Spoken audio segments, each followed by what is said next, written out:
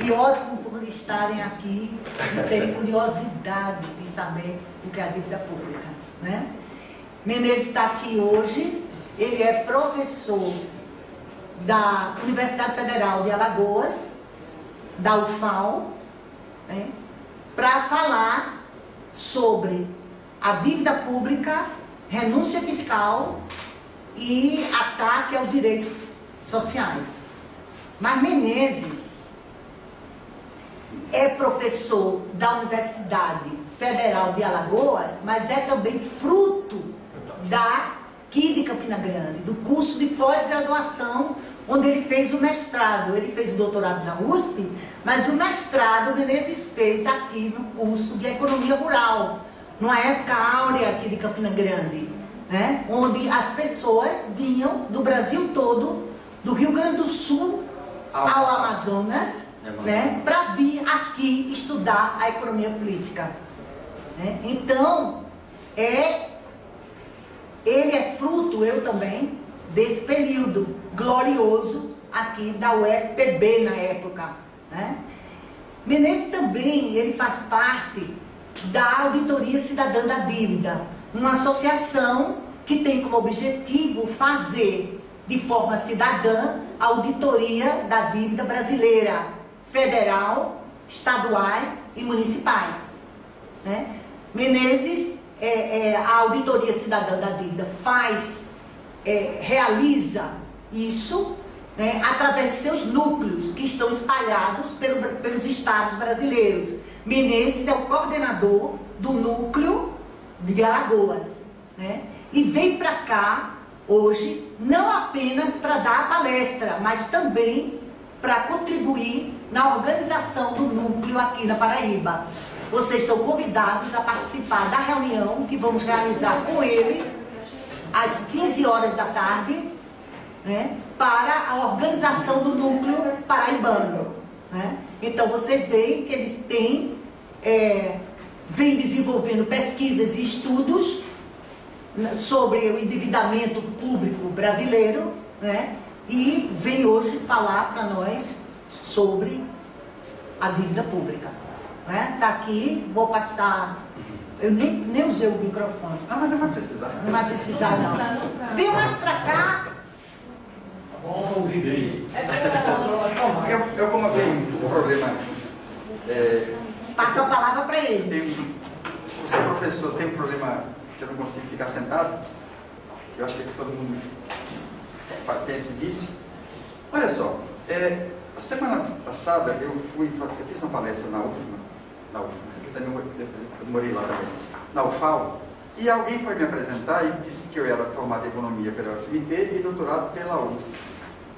Aí eu falei, não, você está esquecendo que eu fiz mestrado em Campina Grande e a minha formação fundamental, ela se deu aqui.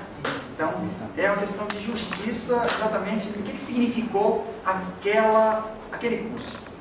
Nós tínhamos aqui a experiência de poder ter estudado o capital. O nosso mestrado tinha o nome fantasia de Economia Rural, porque nós estávamos saindo da ditadura.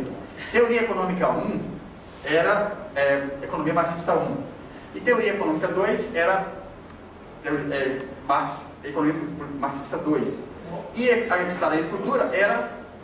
Olha quem está chegando ali. Era exatamente onde nós estudávamos o volume 6. Quando falávamos de renda fundiária e tal. Então, Campina Grande teve um papel muito importante, porque foi um momento em que nós pudemos estudar o capital numa perspectiva crítica. Temos aqui, eu tenho que fazer uma homenagem a vários, mas em particular a Reinaldo Gacanholo, que na minha visão foi a pessoa que mais contribuiu para a formação crítica dos economistas, e também a experiência do currículo novo de economia derivou de Campina Grande, porque aqui nós tivemos vários que estavam exilados, e daqui veio a ideia da ANGE, que depois surgiu o currículo novo com a dimensão plural, que infelizmente hoje está atacada. E eu queria só antes falar de como é que eu cheguei ao tema da dívida. Não tinha essa intenção. Eu saí do Mato Grosso para estudar o Polo Noroeste, o Polo Nordeste e o Projeto Nordeste, que eram os PDRIs. E eu fui fazer uma entrevista na Sudene com Adriano Reis, e ele era consultor também, ele era consultor da UFPE e consultor do Banco Mundial. E eu fui perguntar para ele, então, qual seria a lógica desses programas de desenvolvimento regional integrado. Aí ele me disse o seguinte: olha, vou ser bem sincero, isso aqui é apenas para pagar a dívida externa. Ou seja, o Brasil está sem reservas cambiais e esses empréstimos do Banco Mundial têm como desculpa. E o que aconteceu comigo? Tive uma crise existencial do meu tema de mestrado. Aí, o que eu fiz? Fui investigar isso e acabei entrando no tema da dívida. Aí comecei estudando a internacionalização do capital, o endividamento externo, o endividamento interno. Pronto, terminei o mestrado. Fui fazer doutorado. Minha intenção era estudar justamente a âncora cambial na América Latina, o Plano Real, o Plano Real do Brasil, o Plano Azteca do México e o Plano Cavalo na Argentina. E comecei a estudar a natureza do Plano Real, identifiquei que ele criou uma dívida que era de 5 bilhões. Aí, de repente, quando eu vi, eu fui novamente atropelado pela dívida. Aí eu tive que estudar uma dimensão muito maior, porque eu fui orientado por Oswaldo Codiola. Então, a dívida me pegou também no doutorado. Aí eu fui fazer pós-doutorado na ciência política com Marcos Costa Lima. E eu fui estudar justamente fundos de pensão. E aí sim é que o tema da dívida me pegou de novo, porque na verdade eu descobri que parte do dinheiro do fundo de pensão é aplicado em tipo da dívida pública. Ou seja, na verdade, então a dívida pública me pegou sem que eu tivesse como objeto ela de imediato. Mas aí eu acabei verificando que na verdade a dívida pública é um conceito fundamental para entender a relação entre o público e o privado, como que o agente privado utiliza o Estado para se capitalizar, para se ampliar a sua acumulação, e mesmo como que o Estado utiliza do fundo público para administrar a crise do capital. E aí eu usei Paul Matic, eu usei Lauro Campos. Então a dívida pública acabou sendo, na minha vida, o conceito fundamental que vai explicar as contradições fundamentais do capitalismo, mas também os limites do Estado burguês de fazer a tentativa de contraposição. Bom, antes de falar propriamente da dívida pública, eu queria tratar disso aqui. Porque olha só, aqui nós temos o PIB dos Estados Unidos e a expansão da esfera financeira. E vejam que isso aqui vai acontecer justamente aqui, ó. Essa separação entre o vermelho e o azul, ou entre a expansão da esfera financeira e o PIB, ela vai se aprofundar justamente no começo dos anos 80. E esse período é marcado pelo chamado neoliberalismo. Esse período é marcado por uma queda da taxa de lucro muito grande, por uma elevação da taxa de juros nos Estados Unidos, que saiu de 5% para 18%. Então, aqui nós temos o processo de expansão da previdência privada nos Estados Unidos. Então, o início da separação entre atividade produtiva e rentismo se dá justamente na fase neoliberal. E a dívida de Alagoas e da Paraíba tem uma história parecida. O que eu estou fazendo agora, uma pesquisa com meus alunos lá de Santana do Ipanema, nós estamos estudando a dívida externa de todos os estados. E estamos concluindo agora. Já fizemos também na Paraíba. O que nós descobrimos? Que quando a taxa de juros nos Estados Unidos subiu de 5 para 18, os estados que tinham feito empréstimos, eles começaram a passar por um processo de colapso financeiro. Em Alagoas, em 97, ficamos 10 meses sem pagar salário. Aqui foram 6. Ou seja, o Estado, a unidade federativa, passou por um processo de exaustão fiscal. Então, percebam só, que durante os 30 gloriosos, quando se viveu o chamado desenvolvimento sustentável, com a taxa de crescimento na Europa e nos Estados Unidos, havia uma proximidade entre esfera financeira e o PIB. Esse fenômeno vai se dar justamente quando desmonta o estado de bem-estar e quando a política monetária americana eleva a taxa de juros e quando a taxa de lucro cai. A queda da taxa de lucro vai levar à busca de novas formas de investimento. Ou seja, o setor industrial, não tendo mais na atividade industrial a maior rentabilidade, ele vai procurar nas reformas que vão ser feitas nos estados para que ele possa vender saúde, previdência.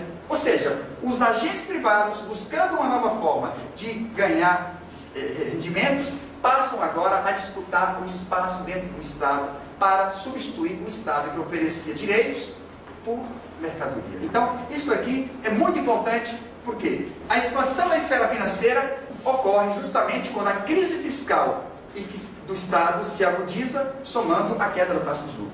Vamos só ver que esse período ele é marcado por uma queda brutal do salário nos Estados Unidos.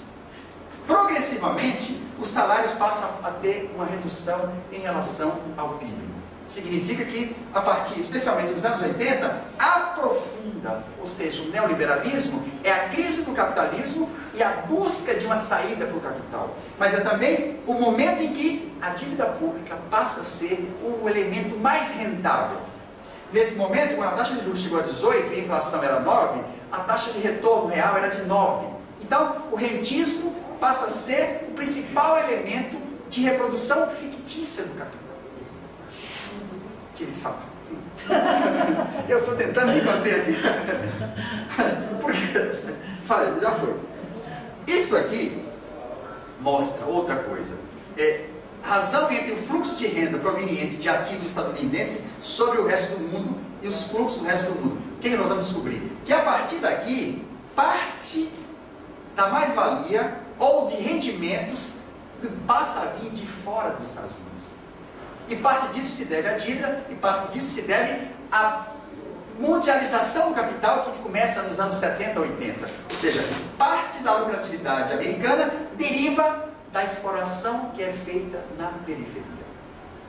Por quê? Porque parte da dívida é o que... Quem é que compra o título da dívida? São os bancos americanos.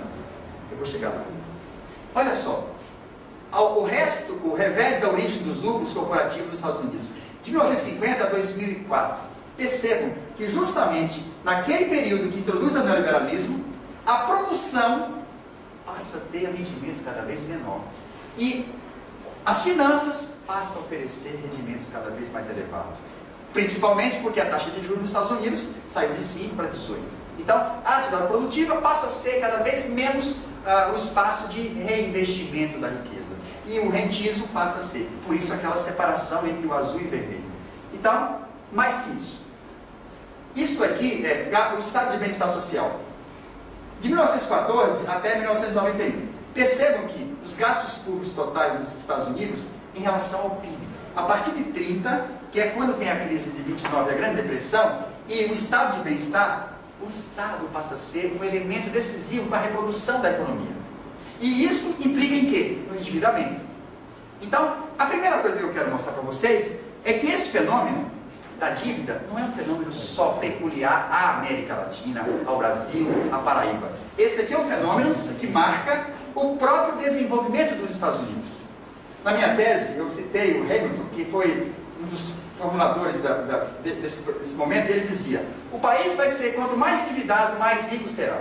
Ou seja, eu constato aqui que as etapas de desenvolvimento industrial são marcadas por uma etapa de endividamento gigantesco. Quem quiser saber mais sobre isso, veja James O'Connor em particular, mas também Paul Matip. James O'Connor vai dizer exatamente da crise fiscal do Estado e como que o capital monopolista vai agudizar suas contradições e como que o Estado vai se endividar cada vez mais para tentar contornar as crises produzidas pelo capital monopolista. Então, aqui foi um momento de maior crescimento da economia americana. Nesses 5 anos, de 39 a 45, os Estados Unidos cresceram 105%. Então, há uma relação entre a dívida dos Estados Unidos e a sua expansão econômica. Bom, muito rápido. É que eu estou aditivado ainda pelo café da manhã. Isso aqui vai mostrar exatamente o quê? É a rentabilidade entre os bancos americanos e os bancos brasileiros. Percebam que a rentabilidade dos bancos brasileiros é muito mais alta do que dos bancos americanos. Por quê? Porque aqui nós temos a política de juros mais alta. E é esse o elemento que eu vou passar a trabalhar agora, mostrando que o problema fiscal brasileiro, em grande parte, deriva da política monetária que se tem, que eleva a taxa de juros, e ao elevar a taxa de juros, você eleva o volume a ser pago através dos impostos arrecadados. Mas esse gráfico aqui, eu estou fazendo questão de sempre lembrar que ele faz a seguinte comparação. Ele pega o que significa, por exemplo, o território da Alemanha. É Mato Grosso do Sul. São Paulo é Reino Unido, que foi a grande potência até perder o espaço para os Estados Unidos. A Espanha seria Minas Gerais, a França seria Bahia, Itália seria o Piauí e Paraíba, Croácia. O que nós vamos observar aqui? Que aqui, se nós pegarmos a Europa, caberia... A Europa não, tirando a Rússia, porque a Rússia é um planeta. Tirando o leste. Hã? Tirando o leste. Tirando o leste. Então, o que nós vamos observar aqui? Nós vamos observar que a Alemanha, que tem esse território, que não tem os recursos naturais que tem aqui, é a terceira economia do mundo. E ela tem uma carga tributária que chega a 40 e poucos %. Ela tem uma riqueza que é gigantesca, é a terceira do mundo. Então, o que significa isso aqui? Que isso aqui, o modelo de desenvolvimento que nos foi dado, porque aqui nós somos obrigados a seguir, nos transformou num grande celeiro do mundo. Produtor de commodities, produtor de bens agrícolas. E isso significa o quê? Que a arrecadação do Estado vai ser menor. E não é só isso. Todos esses estados que têm o agronegócio como elemento fundamental, como Mato Grosso, onde eu nasci, não pagam imposto. Então, o grande problema da dívida pública começa também com a finalidade da própria atividade econômica, que nos designou como países agroexportadores, e esse caráter agroexportador permite que nós tenhamos um volume de recursos muito menor e a arrecadação cada vez menor. Então, isso cria uma situação como Alagoas. Alagoas, o setor dos usineiros, que tem a atenção do Estado total, ele contribui com apenas 1,5% da receita. Então, esta é a primeira coisa. Vou pegar agora o caso de Alagoas, que é o mesmo daqui. A Lei Candir, que é a lei que desonera as exportações, ela é um dos fatores fundamentais para a crise fiscal. Crise fiscal é quando você tem uma receita menor do que a despesa. Mas não é só isso. A monocultura e o latifúndio visando o mercado externo. A monocultura em Mato Grosso produz o quê? A expulsão dos camponeses, o abuso do agrotóxico, o conflito rural, os problemas sociais agudizados, e a monocultura e o latifúndio são danosos para o meio ambiente, danosos do ponto de vista social e danosos do ponto de vista fiscal, porque não pagam impostos. Mas eles detêm o poder político. O comprometimento histórico das receitas vindas da renúncia fiscal. Em Alagoas, nós tivemos o acordo dos usineiros, que durante muito tempo assegurou o não pagamento de impostos. E eu tenho dados aqui mais à frente que eu vou tratar, o caso, por exemplo, da Paraíba. Esse ano passado, a Paraíba fez uma renúncia fiscal de 1 bilhão e 100 milhões. O que significa isso? Isso é 4 vezes praticamente o orçamento da UEPB. Isso aí mostra exatamente o quê? Que nós tivemos, de um lado, o processo de renúncia fiscal como parte, mas não só isso. Aqui no mestrado de Campina Grande, eu pude aprender com, esqueci o nome dela agora, que a renúncia fiscal foi durante um tempo o elemento motor do deslocamento industrial vindo do Centro-Sul. Ou seja, no Centro-Sul nós tivemos o BNDE da época financiando e subsidiando as grandes indústrias que surgiram. Essas indústrias, ao invés de pagar imposto, eu lembro muito bem, era o artigo 3418 e o FINOR. Então, a renúncia fiscal foi o elemento que permitiu que o Nordeste se industrializasse, mas industrializasse, segundo Tânia Bacelar, de forma complementar. Para cá vieram quem? Para cá vieram as indústrias que estavam em crise no Centro-Sul, que ao invés de pagar imposto, elas podiam pegar esse dinheiro que seria pago ao Estado, que transformaria em receita, que poderia ser destinado para fins sociais. Isso levou ao deslocamento para cá. Posteriormente, o que nós tivemos? Nós tivemos a exaustão desse modelo, os PDRs se esgotaram, não existia mais nenhuma política de desenvolvimento integrada, e aí nós passamos a ter o quê? A guerra fiscal. E o que é a guerra fiscal? É você tentar atrair, de qualquer jeito, grupos empresariais. A Grandene começou no Sul, depois foi para o Piauí, depois foi para o Ceará, depois foi para a Bahia, e aí nós criamos o quê? Nós criamos um mecanismo em que, na desculpa de gerar emprego, na desculpa de ser um polo de desenvolvimento, você acabava praticando renúncia fiscal, e essa guerra fiscal acabou criando um problema sério. Eu chamava na época aqui de indústria de rodinha, porque uma hora ela está na Grandene, a Grandene está no Sul, depois ela está no Piauí, e a única coisa que sobra são churrascarias. Porque como eles iam com grande parte da população gaúcha, e depois eles iam perdendo emprego, eles acabavam virando churrascaria. Eu pude perceber isso, que eu estava lá no Piauí, na Lençóis, e aí eu conversei com um cara que exatamente ele era isso, né? Ele era um gaúcho que tinha vindo com a Grandene. Engraçado, a gente estava no lazer, entrar no lazer e aí acaba tendo que pegar um exemplo para falar na sala de aula. Mas é isso, só sobrava a churrascaria. Então, olha só, comprometimento histórico das receitas com o pagamento do serviço da dívida pública. Como eu falei anteriormente, parte da dívida pública, ela era dívida externa, contraída na época do regime militar. A pesquisa que eu estou concluindo agora, com todos os empréstimos do Estado, nós chegamos a concluir que grande parte dos empréstimos não se sabe sequer quem era o nome do emprestador. Vou tomar uma aguinha para que vocês se reflitam o que eu acabei de falar.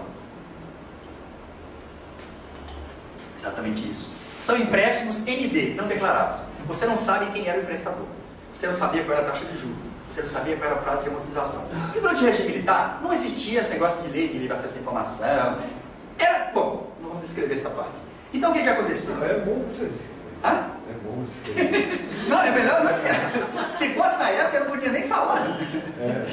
Ou seja, o regime militar, a conclusão que eu estou fazendo na minha pesquisa é que o regime militar encontrou no endividamento externo uma forma de legitimar, de tentar legitimar governadores não eleitos, geralmente indicados pelas oligarquias regionais, e tentar imprimir uma relação de desenvolvimentista. Então eles faziam empréstimos, que davam sustentação ao quê? Às atividades industriais dos grupos regionais. Então, mas o que vai acontecer? Em 1997, como eu já havia dito, houve um colapso de todos os estados. Alagoas ficou 10 meses sem pagar, que ficou 6, e em BH morreu um policial, porque houve um aquartelamento. Os militares em Maceió se juntaram com os civis, foram para a porta da Assembleia, o governo chamou o exército, houve troca de tiro e houve uma queda do governador. E a saída encontrada foi a Lei 94/96, que é a lei que nós vamos, hoje às 15 horas, constituindo o núcleo, vai ser solicitado à Secretaria da Fazenda o acesso a esta lei para podermos fazer a auditoria dela. O que nós já descobrimos em Alagoas, onde já fizemos isso há uns 3 anos atrás? Nós descobrimos que o empréstimo feito para a dívida, ele seria hoje, em valores atuais, 2,3 milhões. Alagoas já pagou 7,3 e deve 10,5. Precisa de um fôlego também para absorver isso. Ou seja, mas o que nós descobrimos também? Nós descobrimos que parte dessa dívida deriva do Produban.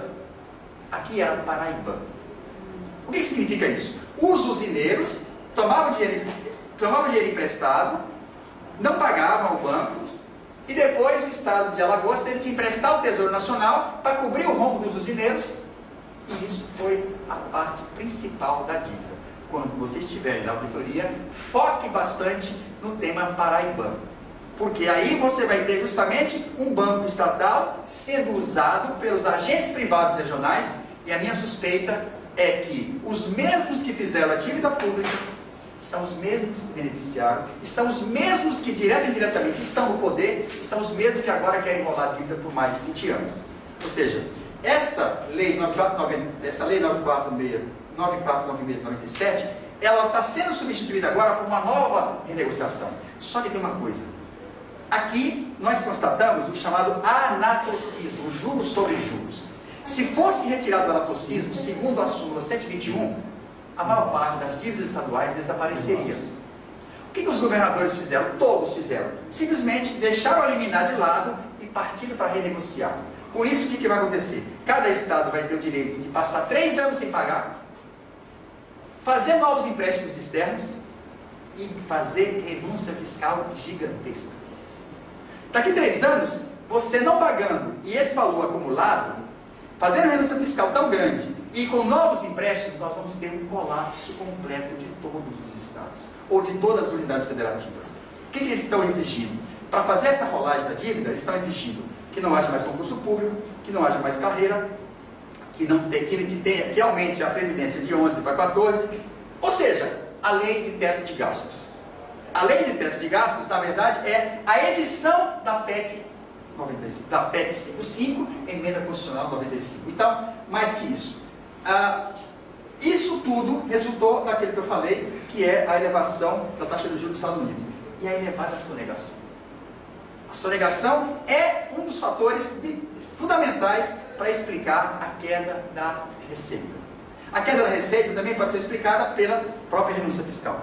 E eu sempre estou lembrando aqui já que nós estamos numa época de muita se fala disso, eu quero o tempo todo denunciar que Clark Kent é o super-homem. A namorada dele nunca percebeu, a Lois Lane. Mas não é só ela, grande parte da população brasileira não percebe. E a nossa grande tarefa é tentar mostrar, no caso de Alagoas, que os usileiros que representam o privado estão também na gestão do público. Então, uma hora eles são super-homem, outra hora eles são Clark Kent. Uma hora eles estão na gestão do... Eles são privados, gerindo o público. Mas eles estão gerindo o público para o interesse privado. Foi feita uma CPI da dívida e se descobriu todos os principais devedores de Alagoas. E os principais devedores de Alagoas são exatamente os mesmos que na época estavam no poder. Espero que vocês, quando assistirem Super-Homem agora, vejam também o caráter de classe. Só mesmo a gente fica vendo o filme e falando dessas dimensões. O nosso grande problema aqui é que... Tem que se divertir também. É verdade. A ideia vem na hora mais inusitada possível. Eu estava na mesa de bar e o cara estava falando a história da grandeira. Eu falei, pô, tá aí. Nem estava pesquisando. Olha só, mulheres, 9%, 51%. Só que no nosso caso nós temos Rosinha da Defal, que foi eleita deputada, é coligada com dentro do PMDB, e ela votou a favor da PEC 55, sendo ela representante do segmento mais necessitado de políticas públicas. Nós temos aqui negros e pardos 60%, 3%. Nós temos jovens 50%, mas o que é mais grave é isso aqui. 50% dos deputados são empresários. E aqui tem uma coisa mais danosa, porque aqui tem a bancada BBB. É tão danosa quanto aquele programa, ou muito mais. Que é a bancada da bala, da Bíblia e do boi. Que se juntou com a BBJ, que é a bancada da jaula. Ou seja, são esses aqui que têm feito todas as políticas de renúncia que favorecem a eles. Então, de onde vem essa dívida pública? Quanto tomamos emprestado e quanto já pagamos? O que realmente devemos? Quem contraiu tantos empréstimos? Onde foram aplicados esses recursos? Quem se beneficiou desse endividamento? Qual a responsabilidade dos credores e organismos internacionais? Somente a auditoria vai dar resposta a isso. E por isso nós estamos impulsionando o movimento Auditoria Cidadã em cada estado. Durante a SBPC, agora em julho, de 22 a 28, nós vamos ter um fórum que o Anderson organiza, que é a SBPC paralela, mas a Maria Luísa Fatorelli vai estar lá. Nós queremos encontrar com os vários grupos do Nordeste e eu fazer a apresentação do resultado da pesquisa que nós estamos fazendo sobre a dívida dos estados. Olha só aqui, o caso de Alagoas. O Divaldo Suragi foi o que abriu o processo, depois ele fez o novo empréstimo e depois ele voltou. Ou seja, aqui está claro que a dívida serviu para a recondução por várias etapas de determinados grupos políticos. E a coisa curiosa é que aqui, o Guilherme Palmeira, ele pegou dinheiro emprestado para fazer o complexo químico de Alagoas e a indústria química, que é na verdade a Salgema, que depois virou a Braskem. Ou seja, aqui se tinha no endividamento externo a ideia de um novo modelo de industrialização para superar a cana-de-açúcar, que seria a química fina, durante a época do governo Geisel. Só que o governo tomou dinheiro emprestado, fez a Salgema, e na hora que ela ia começar a dar receita, o que aconteceu? Foi privatizada. Aí ela virou Braskem, que é o empréstimo. E o Estado assumiu a dívida. Mas assumiu a dívida, o Estado de Alagoas tomou dinheiro emprestado quando a taxa de juros estava mais alta. Ele não tomou dinheiro emprestado quando a taxa de juros estava 2%, 3%. Ele tomou quando já estava 9% e chegou a 18%. Então, os empréstimos de cada estado têm essa característica. Nós separamos... depois eu falo sobre o projeto da pesquisa. Então, esse aqui é um fato importante, e o mais grave.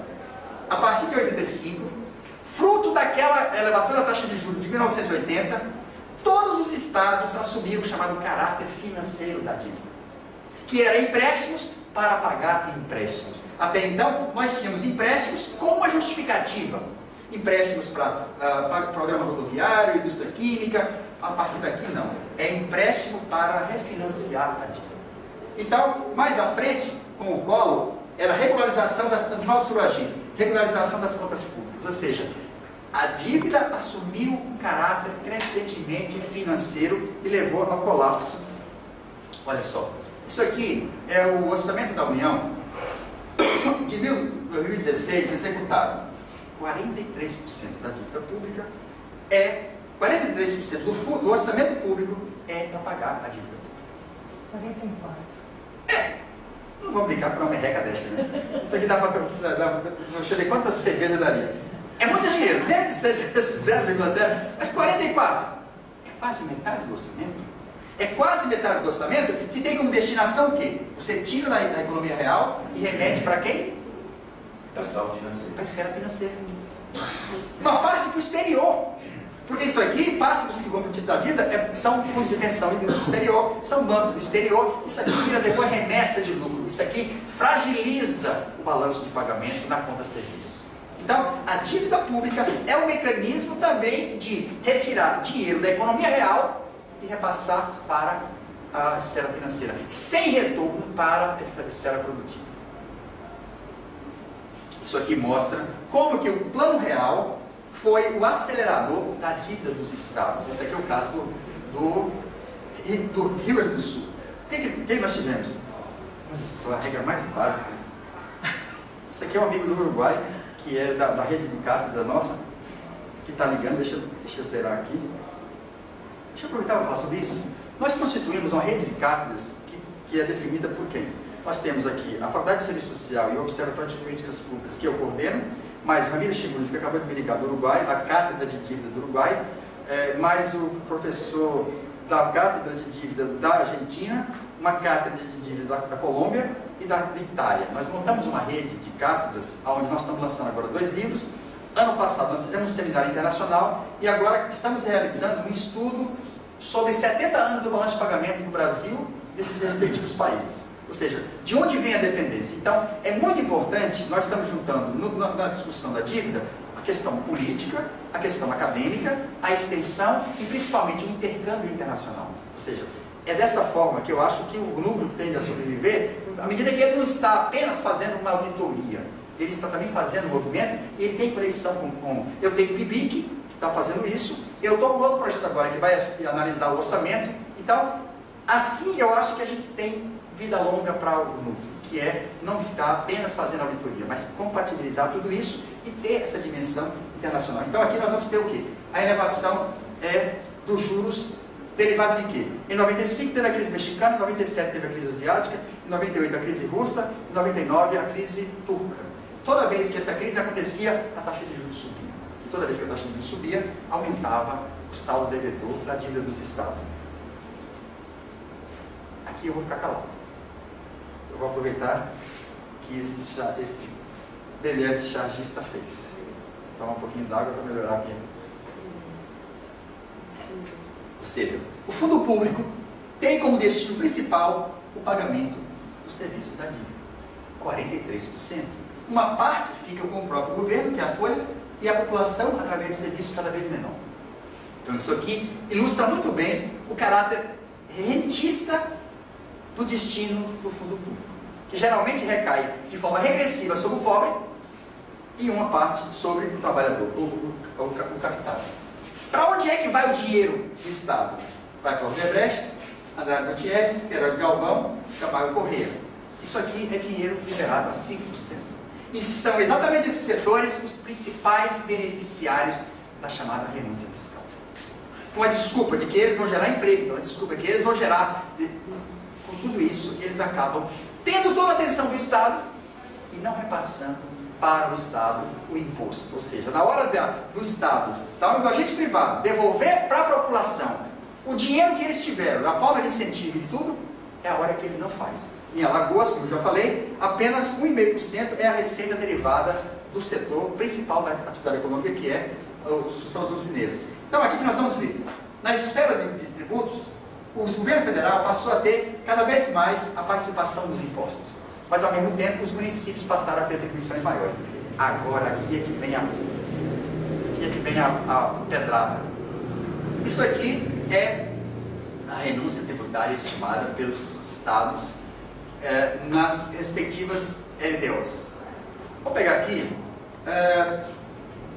Rio de Janeiro, não está aqui, vou pegar o atual. Rio de Janeiro, em 2017, somou em 6 anos 138 bilhões de renúncia fiscal. 138 bilhões de renúncia fiscal em 6 anos significa 138 anos do orçamento da UERJ, que era considerada a sétima melhor universidade. Pegando o exemplo da Paraíba, o orçamento do ano passado teve renúncia fiscal de 1 bilhão e 100. Seria quase 4 vezes o orçamento da UFPB. O que significa isso? Significa exatamente que você está sacrificando 4 UFPB. Então vamos pegar aqui o caso do São Paulo. São Paulo, 12 bilhões. 12 bilhões. Sabe o que representa isso aqui?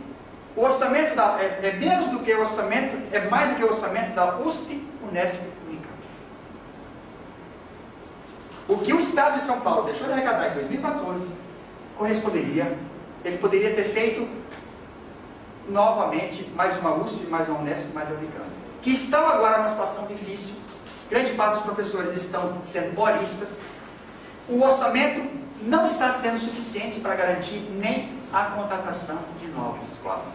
Mas esse mesmo Estado, em São Paulo, nesse ano pagou 10 bilhões de juros da dívida, que é praticamente o orçamento das 3 paulistas. O que eu acabei de dizer é que a renúncia fiscal é o orçamento das 3 paulistas e que o que pagou de juros é o orçamento das 3 paulistas. O que significa isso? Tanto a renúncia fiscal quanto o pagamento da dívida representa o sacrifício de 2 vezes. É que eu falo isso. 2. Vocês entenderam? Fica difícil até de explicitar, mas é exatamente isso. Agora, além disso, tem a sonegação. E é possível que a sonegação seja mais 3 paulistas. 3 vezes. E a 3 paulistas está passando por crise, tal como aqui, porque aqui a situação é muito mais grave. Aqui o orçamento está zerado, aqui não vai ter mais concurso público, aqui já não vai ter carreira. E, ao mesmo tempo, este ano, a renúncia fiscal da Paraíba aumentou, parece, para 1 bilhão e 600. Se antes era 4, agora deve ser umas 7. Então, nós temos mais exemplos. A Bahia, a mesma coisa. O que foi renúncia fiscal lá, dava para bancar o orçamento das 4 baianas. Eu poderia passar, mas isso aqui mostra muito bem o que? São 51 bilhões de ICMS que todos esses estados deixam de arrecadar. Imagina o quanto isso não poderia representar se você investisse no SUS, se você investisse em reforma agrária, se você investisse em políticas públicas. Ou seja, é uma das fontes fundamentais de financiamento público, né, que é o ICMS. Sim. Né, do Fundeb, do SUS, sai daí fundamentalmente. E isso depois remete aos municípios, porque parte disso aqui vai se transformar como é que chama isso? Fundo de Participação. O FPI e o FPI. Então, este quadro mostra exatamente que o que nós estamos vivendo é uma situação Alagoas, 700 milhões. É quase o orçamento da UFAL. Ou seja, você perde uma UFAL. Para onde é que vai esse dinheiro? A maior parte vai para grupos capitalistas, monopolistas internacionais, e isso acaba sendo transformado em remessas de lucro para a matriz. Isso aqui não transforma em reinvestimento. Mas vamos pegar o caso da Paraíba. O atacadão recebe renúncia fiscal. Você vai lá, alguém que tem Bolsa Família, vai lá e compra. Na hora que ele compra, já está embutido o ICMS. Ele paga o ICMS do preço. Só que o dono do atacadão pega esse dinheiro e não repassa para o cofre do Estado. E isso se transforma para ele em remessa de lucro para a matriz. Gente, que coisa perversa, mas não é só isso. Aqui, a renúncia fiscal não é para favorecer o setor estratégico, por exemplo, energia solar, ou energia eólica. Não, aqui é para favorecer os grupos monopolistas nacionais e internacionais, que acaba, no caso do atacadão, onde ele se instala, ele acaba com todos os pequenos comércios, porque não tem como você concorrer. Então, a desculpa era gerar emprego. Mas espera aí, vamos pegar então o caso da Paraíba. Se você tem 1 bilhão e 100 de renúncia fiscal e você deixa de fazê-lo, você vai ter 1 bilhão e 100 de recurso. Você poderia duplicar o número de professores, você poderia contratar policiais, você poderia contratar e gerar muito mais emprego para efetivo. Emprego com concurso, com direitos, com carreira, com tudo. Isso significaria o quê? Melhoria da saúde, melhoria da educação, representaria o quê? Distribuição de renda. Hoje nós estamos tendo uma greve dos professores da rede privada, que eu acabei de colocar minha solidariedade na entrevista que eu dei, e eles estão com a promessa de 17 centavos por hora aula. Ou seja, o setor privado está cada vez pior, tanto na saúde como na educação, e os ataques aos direitos trabalhistas são cada vez maiores, porque a reforma trabalhista já chegou na porta dessas escolas. Porque elas também são vítimas agora do processo de fusão e aquisição feito pela Croton, que é fruto dos investimentos de grupos estrangeiros, de fundos de pensão, de fundos de investimento, de bancos, que hoje a Croton já é dona de praticamente toda a rede que existia daquelas escolas e universidades regionais. Todas elas agora estão sendo incorporadas. Então nós estamos correndo o risco de ter agora um processo de destruição das condições de trabalho, que já era muito grande, com a reforma trabalhista tende a ser mais atual, mais intensificada. Então, se o Estado da Paraíba duplicasse os seus gastos, ele poderia transformar as escolas estaduais em... Porque quem são as melhores escolas de ensino médio do Brasil? O IFB? São as escolas públicas. Elas são imbatíveis, porque elas têm plano de carreira, elas têm concurso, elas têm pesquisa, elas têm extensão. É isso que nós precisamos fazer. Um Estado como esse, a UFPB, eu sou fruto dela, mas esse Estado não seria o que é sem a explicação da existência da UFPB, que agora também é o UFCG, e da UEPB. Esse Estado teve nas universidades o elemento decisivo. A minha turma de mestrado só tinha daqui Leilian e Rosilene. O resto tudo era de fora. Aqui era um polo que atraía gente em todo canto. Alagoas tinha para cá delegações. A universidade teve um papel econômico gigantesco. E agora, como é o nome dele? Ricardo Coutinho está criando OS ou PPP para as escolas públicas. Que vai significar, não vai ter mais concurso público, que vai significar a gestão do privado. Porque o que vai acontecer futuramente? Não tem mais concurso público, a OS vai ser por onde vai contratar. E aí, essa precarização que está havendo aqui no setor privado, ela pode ser o próximo passo da UEPB. E isso num governo que paga 1,100 bilhões de renúncia fiscal. E o Estado que paga aproximadamente 700 milhões de dívida. Bom, vamos sair disso aqui. Vamos pegar Mato Grosso, que é o estado que eu nasci. Mato Grosso, 2017, 2,4 bilhões de renúncia fiscal.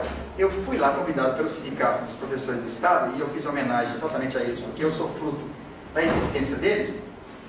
O orçamento para a educação era de 2,4. A renúncia fiscal era de 2,4.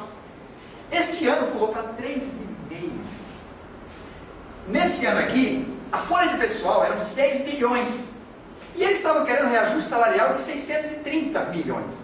Só que o prazo da renúncia fiscal é 3,5. E vai para 3,7, vai para 3,8. Só que nesse estado, essas empresas aqui, ou grande parte delas, já não pagavam impostos, porque grande parte delas são exportadoras.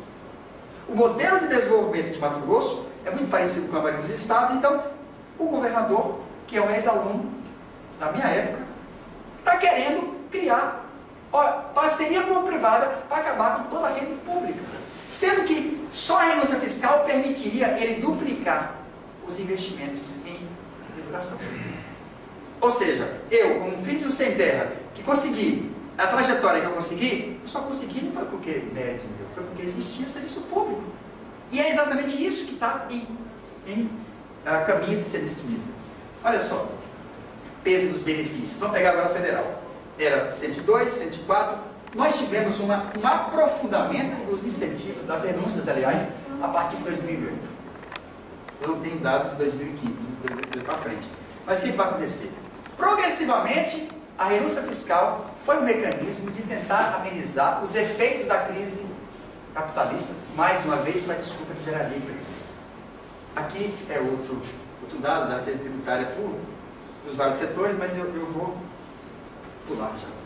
Então, olha só, nós temos uma avalanche de reforma, que é a reforma da Previdência, a reforma trabalhista, a reforma tributária. E o grande problema nosso se chama PEC 55 ou Emenda 55.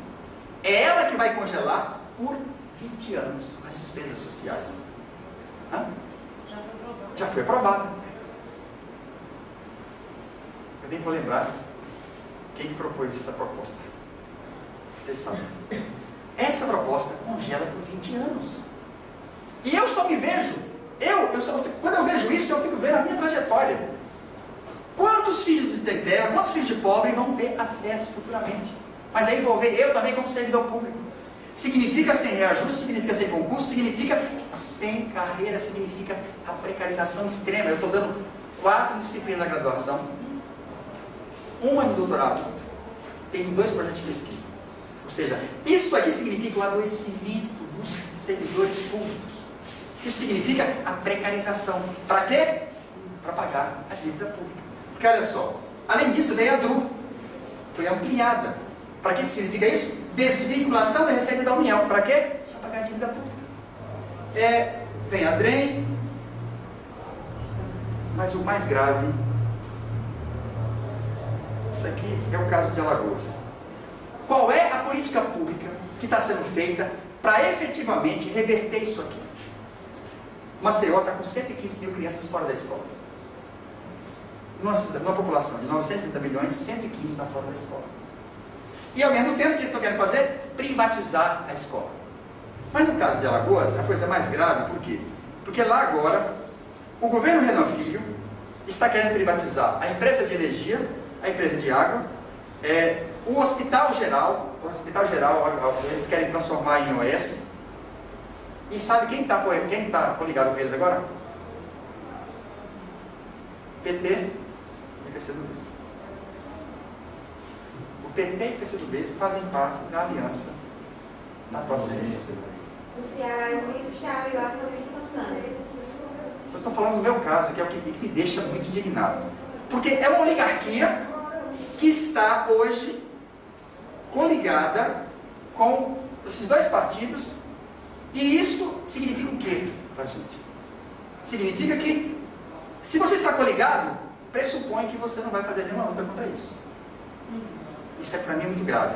Porque o estado que eu moro é um estado que eu gosto muito de morar, mas que tem um problema social tão grave.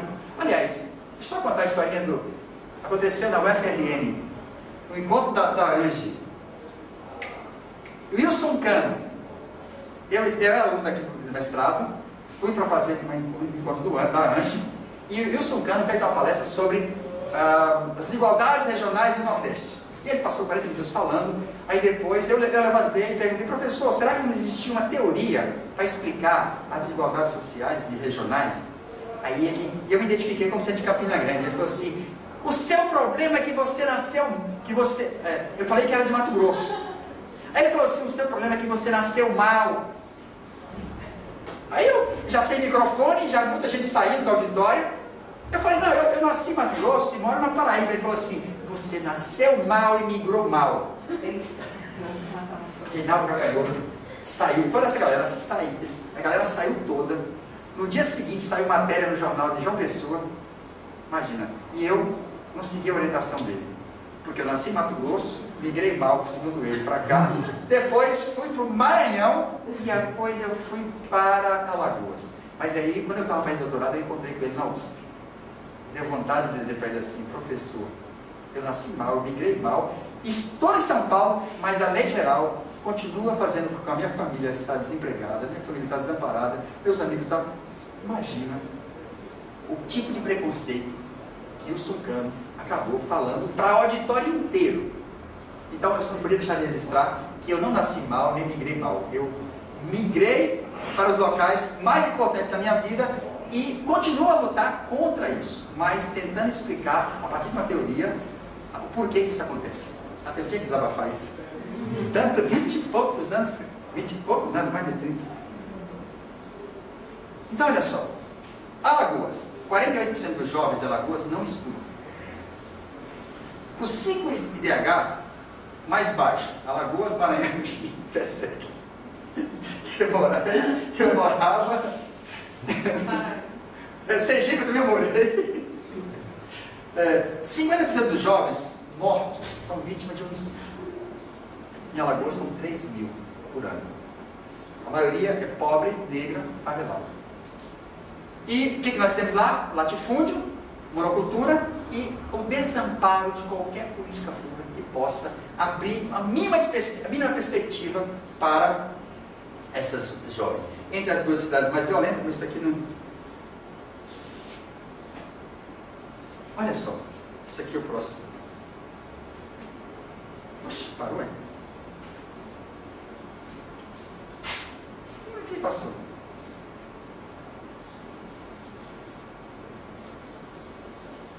Ah, tá. Olha aqui, Alagoas, zona da mata. Cana. Semiárido. Eu dou aula na UFAL Santana aqui, Santana de Ipanema. Os indicadores sociais melhores estão aqui. E não aqui. Aqui está o latifúndio, aqui está a cana, e somente 1,5% da receita do Estado deriva daquela atenção que o Estado dá completamente. Porque o Estado, a UFAL, todos os esforços públicos são feitos para incentivar isto aqui. Ele sequer paga imposto. Então, isso aqui para mim é uma coisa extremamente séria. Ou seja, o Estado está preocupado em garantir a reprodução do capital no setor que ele determinou. Carga tributária. Ela já chegou a ser 114, isso aqui deve ser de anos 40, se não me engano. Mas a carga tributária subiu exatamente a partir do Plano Real. Ela era 28, 29, cadê 90? E ela passou para 37. Ou seja, a carga tributária subiu no Brasil com a introdução do Plano Real, mas não para garantir mais saúde, mais educação, mais segurança, mais nada. Serviu apenas para garantir o pagamento de mais serviços da dívida pública. Então, aqui tem mais claro isso. Olha só. 94, a carga tributária era 27 e ela passou para 34, mas ela chegou a 37%. Ou seja, nós passamos a pagar cada vez mais impostos e cada vez mais impostos regressivos, porque recai sobre o pobre. Para quê? Para pagar juros que garante a lucratividade dos banqueiros em particular. Ao mesmo tempo que aumenta a renúncia fiscal. Né? Sim, é a tríade da maldade.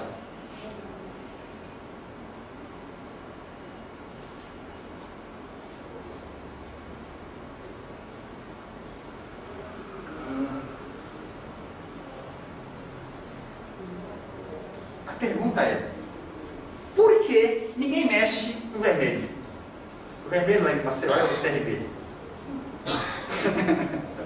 O azul é outra coisa. O vermelho é a dívida pública. O vermelho acaba sendo sempre a prioridade do orçamento. O que está sendo feito agora é uma coisa... não, deixa eu só falar disso aqui, que é o seguinte. Por que de onde é que vem o problema fiscal? Eu fiz essa pergunta no começo. Por quê? Pelos elevados juros cobrados no Brasil. Aqui nós temos as taxas de juros mais altas do planeta. Além disso, vem o chamado anatocismo, que é o juros sobre juros, que eu já falei, vem da contabilização de juros como se fosse a cotização, e vem do swap cambial. Eu já vou avisando que não vou tratar desse tema swap cambial no momento assim, perto já da hora do almoço, porque para 3 horas de debate já é difícil de entender, mas são mecanismos por onde o fundo público transfere recursos para o setor privado. Remuneração do sobe de caixa, e olha só isso aqui. Evolução média da taxa de juros. A taxa Selic, que é a taxa básica do Brasil, a LIBOR, que é a taxa praticada em Londres, e a Prime Rate, que é a taxa de juros praticada nos Estados Unidos. Percebam que a maioria aqui é negativo. E o nosso é sempre uma taxa bastante elevada. Então, aqui está o elemento desequilibrador das contas públicas. E é parte da responsabilidade da crise fiscal que nós temos. Ou seja, o juro praticado alimenta a dívida. Vou pular também. Então, a crise fiscal tem sido justificativa, a PEC 55 congelada por 20 anos, a emenda 93, aumento da DRU, já falei isso, Mas isso aqui é muito grave. Por quê? A PEC 95 favorece o esquema financeiro fraudulento. Maria Lúcia Fatorelli participou da auditoria da dívida do Equador, mas recentemente ela participou da auditoria da Grécia.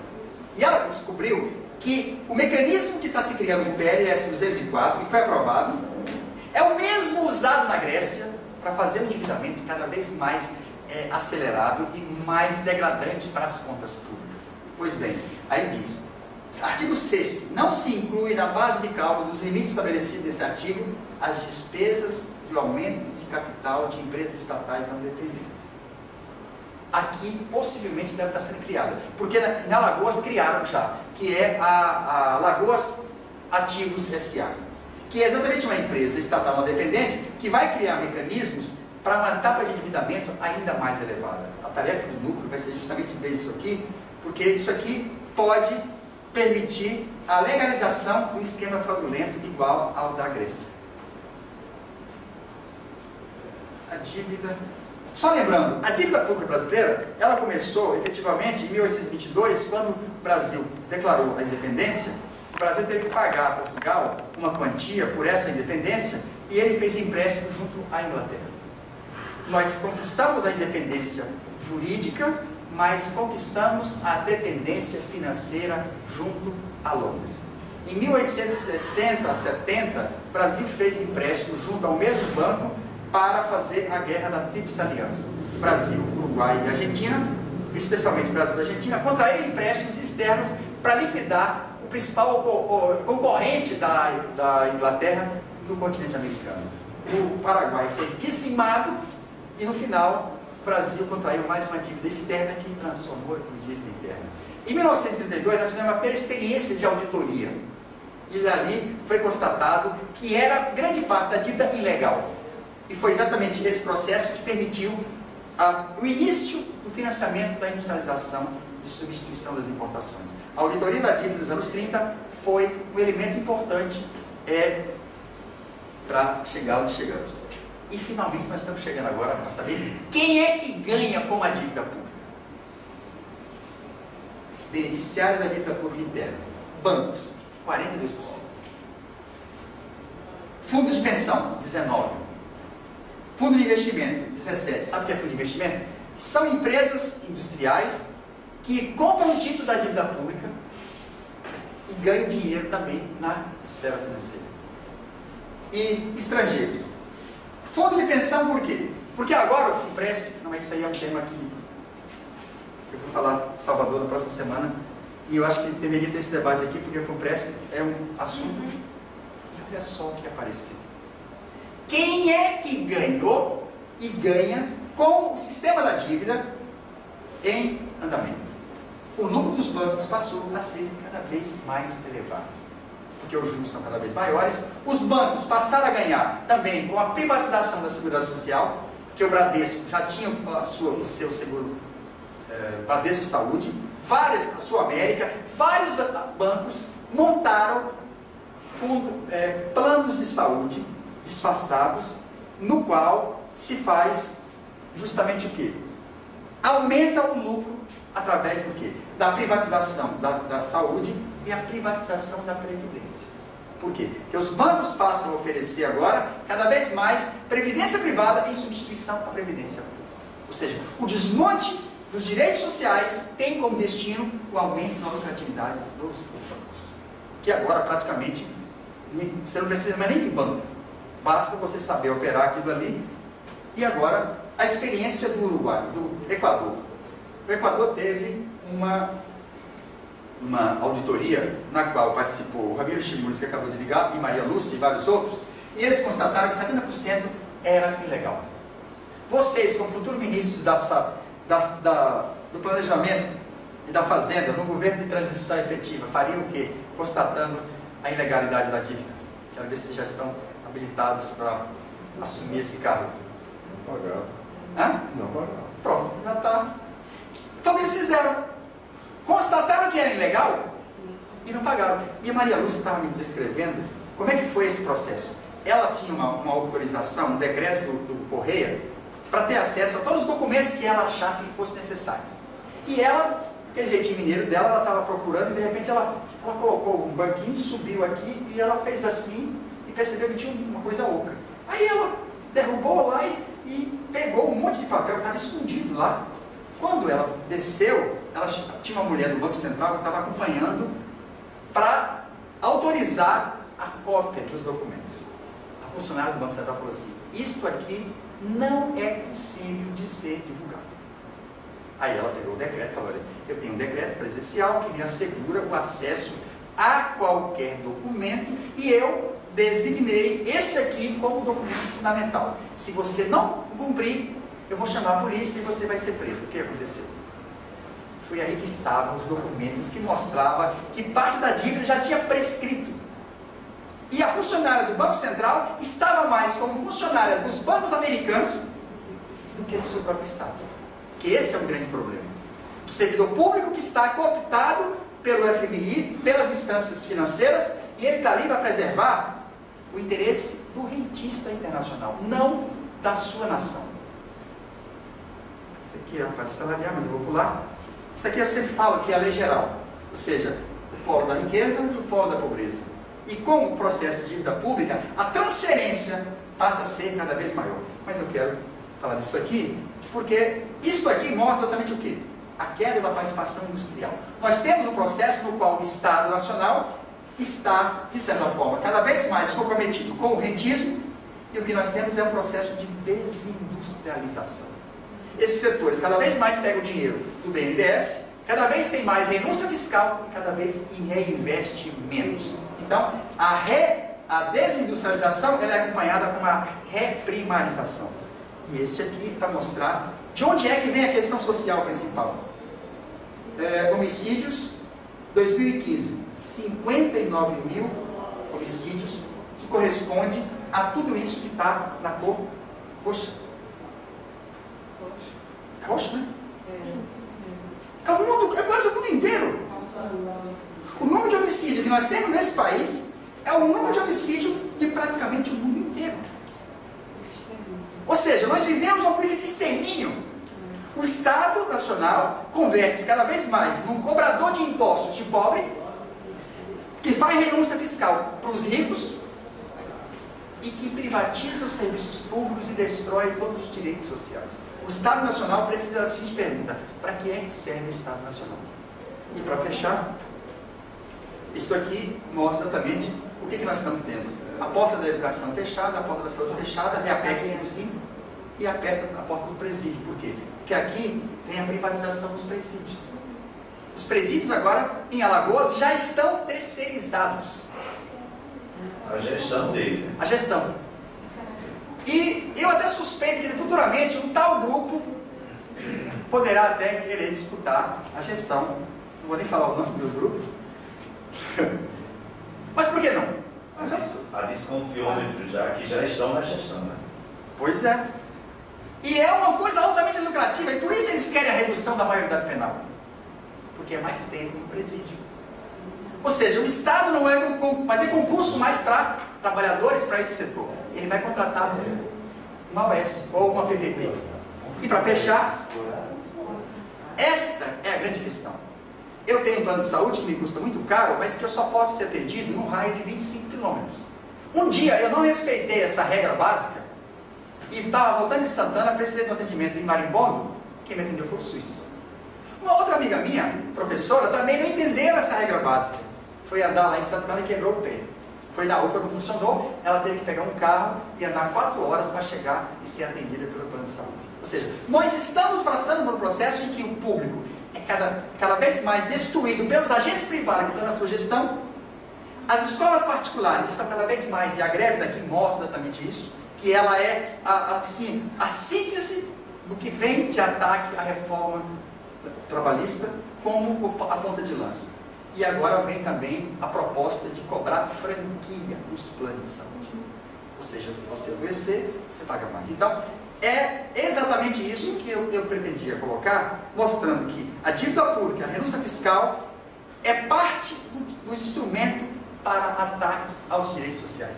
Eu agradeço mais uma vez ao espaço e ontem eu falei 2 vezes, semana que vem eu vou para Salvador, vou falar em 3 locais sobre o FUNPRESP, e eu, como fruto do serviço público, fruto da universidade pública, me sinto compromissado, mesmo já tendo uma jornada de trabalho bastante longa. Eu acho que é a hora de começarmos a preparar uma formação política que tenha como objetivo os professores, os alunos, os técnicos e o restante da população. E uma formação política que transcenda ao horizonte da conciliação de classe. Eu acho que este tem que ser nosso rumo, que é difícil, porque uma coisa é a formação, uma perspectiva determinada, mas que rompa a conciliação de classe, ela exige um estudo, uma clareza de objetivo muito maior. Mas eu acho que é a única forma que nós temos, porque o que está colocado aqui é o aprofundamento da barbárie.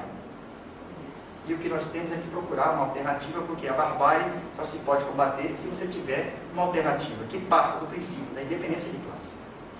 Não temos como construir qualquer alternativa repetindo o que está sendo feito no estado que eu moro. Porque lá o que vai ser feito é a renovação de uma oligarquia. E a base social vai ser atacada por essa oligarquia que está aumentando, que está privatizando, que está atacando todos os nossos direitos. Então, eu agradeço principalmente a existência dessa universidade, porque, como eu falei no início, ela foi fundamental para a minha formação, mas não foi apenas a formação teórica. Formação política também é uma coisa que me foi bastante importante. Por que manter a perspectiva que eu sempre tive de independência de classe? Eu acho que esse é o elemento decisivo. Não se constrói nenhuma alternativa para a classe trabalhadora sem ter isso como princípio. Obrigado.